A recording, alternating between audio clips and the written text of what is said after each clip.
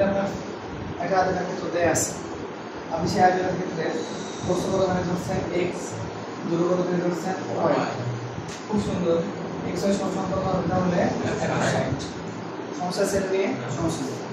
আপনি এই আয়তনের ক্ষেত্রে দৈর্ঘ্য কত ধরে কমাই দিলেন বলে দেবো 6 মিটার কমাই দিলেন। দৈর্ঘ্য 6 মিটার যদি কমে যায়, দৈর্ঘ্য যদি 6 মিটার কমে যায় তাহলে সেটা কাজ সমান হয়ে যাবে প্রস্থ সমান হয়ে যাবে 6 মিটার কমে গেলে কাজ সমান হবে সেটা প্রস্থ সমান।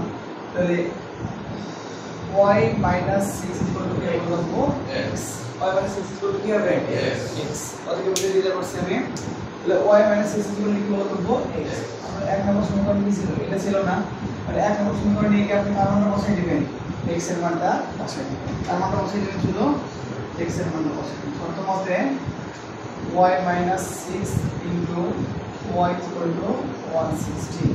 তাহলে প্রথমে বলে দেবো y square minus 6 equal to 160, y square minus 6y plus 160 equal to 0। তাহলে এখানে কি আছে y square 160 কে ভেঙে কত মিলাতে হবে আমার 6 মিলাতে হবে। তাহলে 69 plus 10y plus 160 equal to 0 and minus 1 minus 160 equal to 0। তাহলে এখানে কি আসবে y minus 16 plus 10 y minus 16 বুঝতে পারছেন বা আচ্ছা। এখন এই y এর মানটাকে শুধু আমাদের কি করা লাগবে, রিপ্লেস করা লাগবে। কি করা লাগবে, y এর মানটাকে x এর মানকে রিপ্লেস করা লাগবে। x এর মানকে রিপ্লেস করব।